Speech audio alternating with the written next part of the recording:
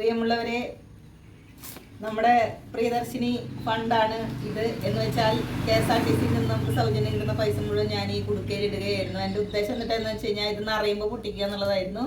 അപ്പോൾ ഇത് ഇപ്പം നോട്ട് ആയതുകൊണ്ടേ കടക്കണില്ലേ, ഓരോ ദിവസം കിട്ടുന്ന പൈസ മുഴുവൻ ഞാൻ ഇതിൽ ശേഖരിച്ച് വയ്ക്കുകയാണ് ചെയ്തത്. അപ്പോൾ ഇത് അത് തുടങ്ങിയ ആ ആഴ്ചയിൽ മാത്രം ഞാൻ ഇട്ടില്ല, അതിൻ്റെ പിന്നത്തെ ആഴ്ച തൊട്ടാണ് ഇട്ട് തുടങ്ങിയത്. അപ്പോൾ ഇതിൽ എത്ര പൈസ വന്നു എന്നുള്ളത് നമുക്ക് നോക്കാം. ഇപ്പം ഇത് എപ്പോഴും തുറന്നു നോക്കാതിരിക്കാൻ വേണ്ടി ഞാൻ വളരെയധികം മറ്റേ എന്താണ്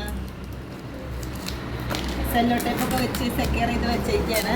നമുക്ക് നോക്കി നോക്കാം എത്ര പൈസ ഇതിനകത്ത് ശേഖരിക്കപ്പെട്ടിട്ടുണ്ട് എന്നുള്ളത്.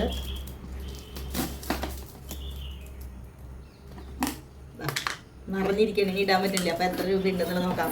ഓരോ ദിവസത്തെയും പൈസ ഞാൻ ഇതിൽ ഇടാണ് ചെയ്ത് നമുക്ക് എണ്ണി നോക്കാം കേട്ടോ. എല്ലാവരും എണ്ണിക്കോ.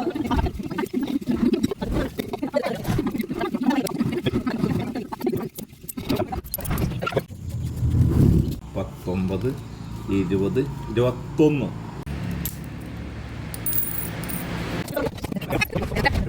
പ്രിയമുള്ളവരെ, അങ്ങനെ ഈ പ്രിയദർശിനി കുടുക്ക പൊട്ടിച്ച പൈസ എണ്ണി തിട്ടപ്പെടുത്തിയിട്ടുണ്ട്.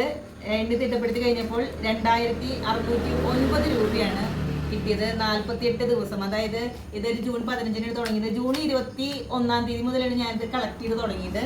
അപ്പം അങ്ങനെ നോക്കുമ്പോൾ 48 ദിവസത്തെ ബസ് ഫെയർ ആണ്. ഇത് ഒരു കണക്കിന് പറഞ്ഞാൽ സാധാരണക്കാരായിട്ടുള്ള ജനങ്ങൾക്കൊക്കെ വലിയൊരു സേവിങ്സ് തന്നെയാണ്. അപ്പോൾ നമ്മുടെ മുഖ്യമന്ത്രിക്ക് നന്ദി പറഞ്ഞുകൊണ്ട് എന്തായാലും ഇതൊക്കെ ഇപ്പോൾ ഈ പൊട്ടിച്ച പൈസ നാളെ എന്തായാലും KSRTC-ക്ക് 1400 ചില്ലാൻ രൂപ കൊടുക്കണം. ഞങ്ങൾ നാലമ്പലം പോവാണ് നാളെ. അപ്പം അതിനുള്ള ബസ് ഫെയർ ഇതിനാണ് ഞാൻ കണ്ടെത്താൻ തീരുമാനിച്ചത്. പിന്നെ നാലമ്പലത്തിലേക്കുള്ള ചെലവുകൾ മുഴുവനും ഈ ഫണ്ടിൽ നിന്ന് തന്നെയായിരിക്കും. അപ്പോൾ ഒരിക്കൽ കൂടി മുഖ്യമന്ത്രി